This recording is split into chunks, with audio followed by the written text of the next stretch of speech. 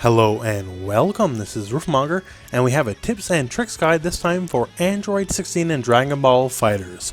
So in this guide I will be talking about specials and super moves, going over some of his basic game plan. I want to talk about some specific stuff like the rocket punches and all sorts of pile drivers, talk about his armor, which is a very unique and very powerful part of his game plan, and without any further ado, let's get to it. Now, to talk about his specials and supers, and since we're going to talk about pile drivers in their own section, there's only one special move to talk about, and that's the big blast cannon here.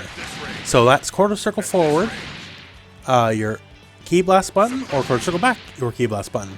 Now, in and of themselves, I'm going to be brutal honest with my time, I've not found much use for them except for this one thing, and it's not so much that it even hits. Hitting is kind of incidental. However, and we got to set our enemies to block here, this move, the quarter circle forward version, is neutral on block, meaning you both recover the same frame. So if you say go for a big block string and you notice you're getting blocked, you can just do that and you've reset yourself. Meaning you're both now completely neutral with each other, you have no disadvantage. Now the quarter circle back version, even better yet, is you are at advantage on block. And what I mean by that is, if the opponent blocks this move, you recover first. So what I'm going to do now is just do a little cut here. I'm going to pick an enemy Android 18. I'm going to show you what I mean by this. So now what I have done is I've set the bot. He's going to do the backwards blast, which is advantage on block, and then he's going to mash punch. And after I block, I'm going to mash punch as well. And right there I got beat clean. Once again, I'm going to try the same thing. Get beat clean. Once more, I'm going to try the crouch jab version now. Nothing I do. He has strict advantage over me. So, if you want to think of it as turns, it is now his turn. Every time you make the enemy block this move, it is now still your turn. So, this is very good for going forward, keeping your pressure going. So, oh no, I got blocked. Guess what? Now it's still my turn. So this is a massive part of his pressure game plan. As long as you get people to still block it. Now, if they know you're going to do it, it is very trivial for them to like jump over, cross up, and hit you. Just so you know. Until that actual move happens, they are not locked in place. So if you do this and, you know, big block string and stop, they have enough time to jump out. So it's not airtight, so don't get me wrong. And they could just as easily deflect it as well. But if you get them to block it, it's your turn. Basically forever, as long as they keep blocking. So very valuable to know.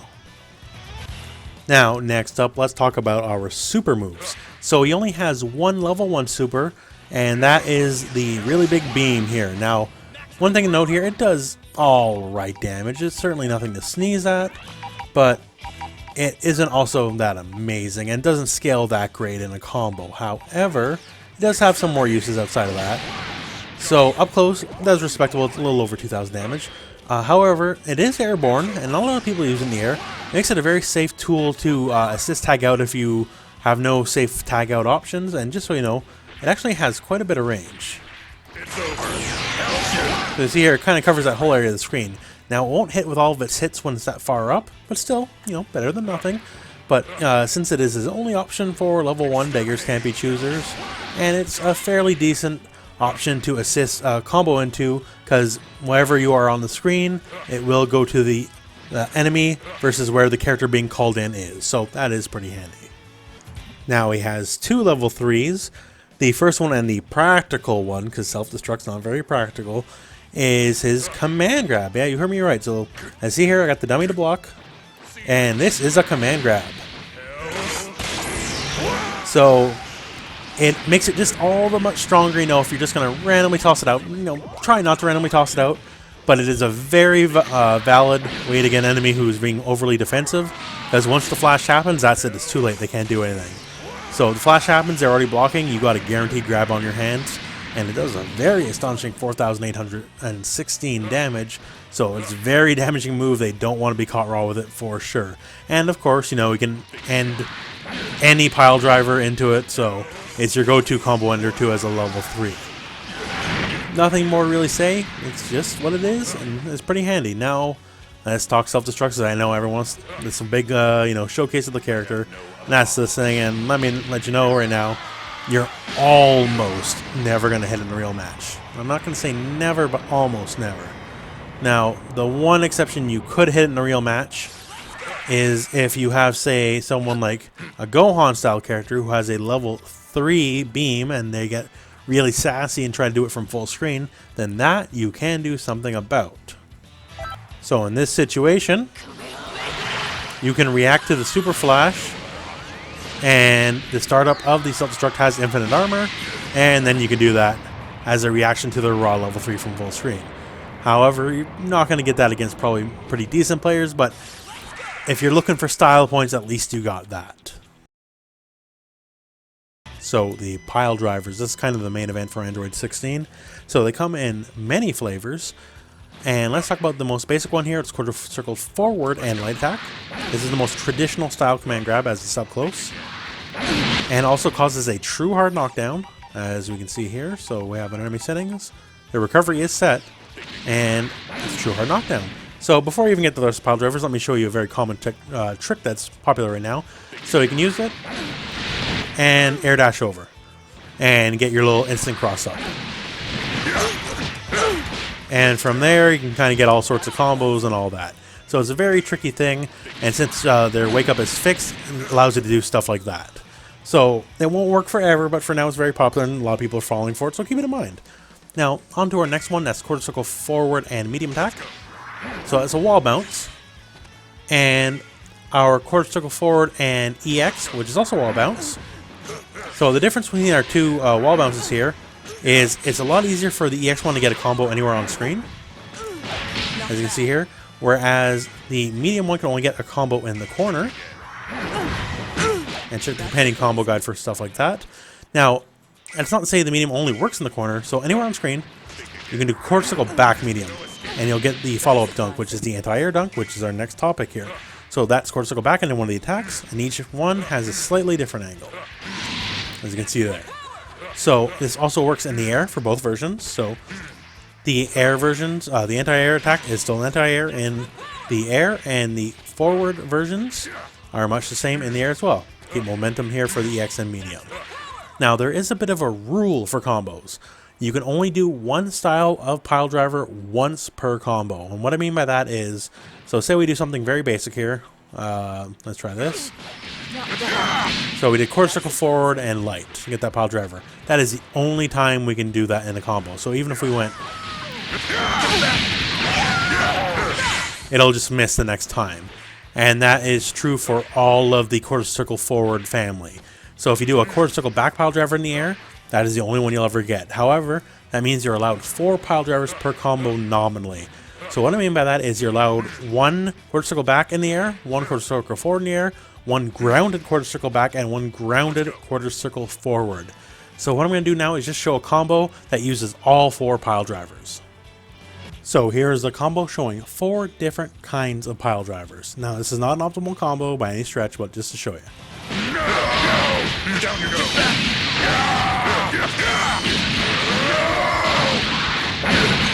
There we go. So first it was the jumping quarter circle back pile driver. The second one was a jumping quarter circle forward pile driver.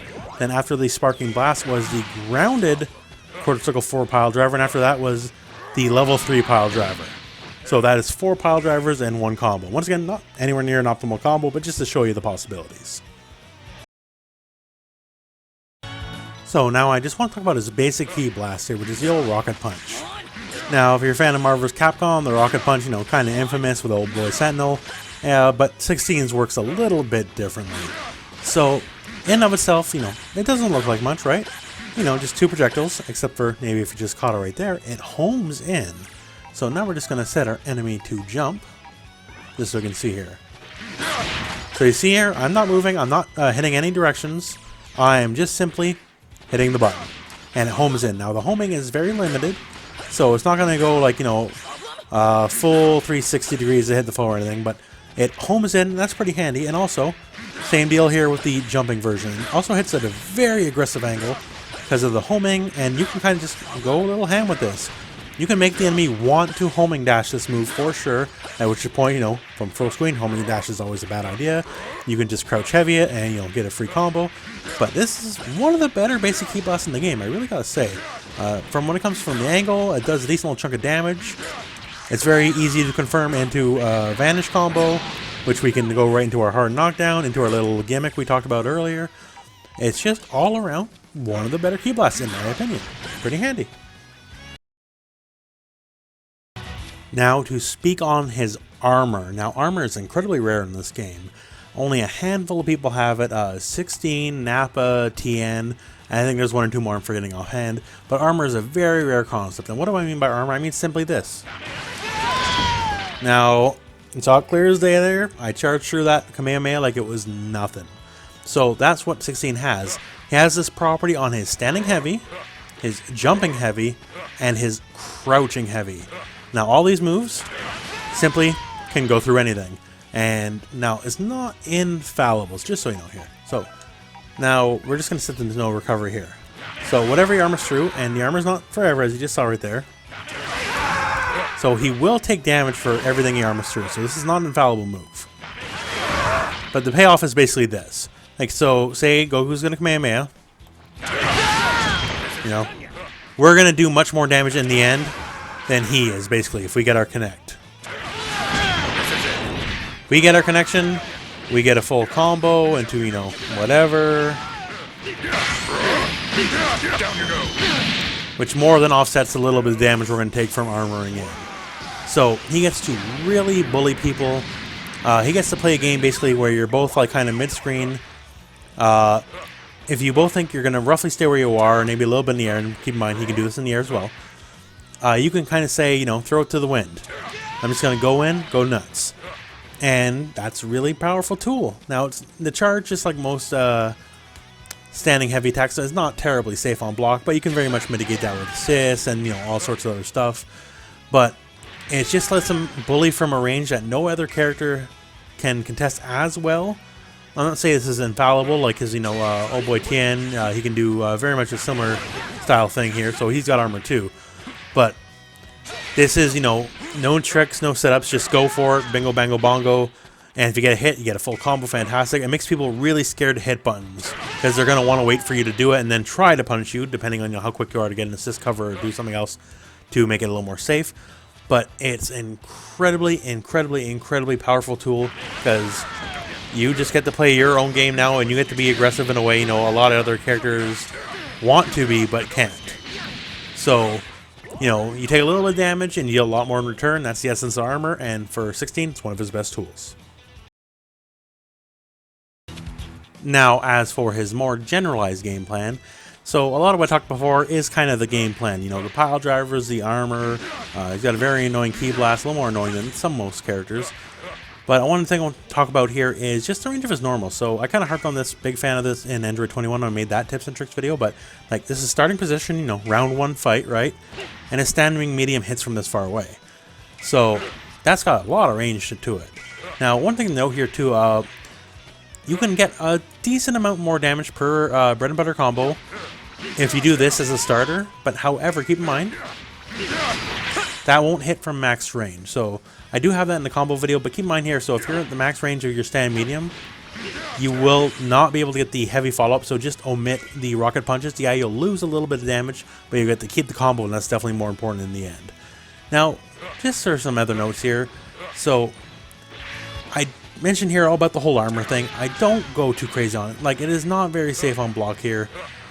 Unless you're very immaculate with your assist timing, or if you manage to kind of get them to be scared and, you know, manage to go for, say, like a blast or something and cancel it right away, you will get punished if you get too aggressive with it. It's very fun to go berserk with it because, you know, believe you me, I've done the same thing, but don't make it a crutch is what I'm trying to say. He's got a very solid game plan. Like, it's not like a lot of other fighting games where the guy with the pile driver is a big slow dummy.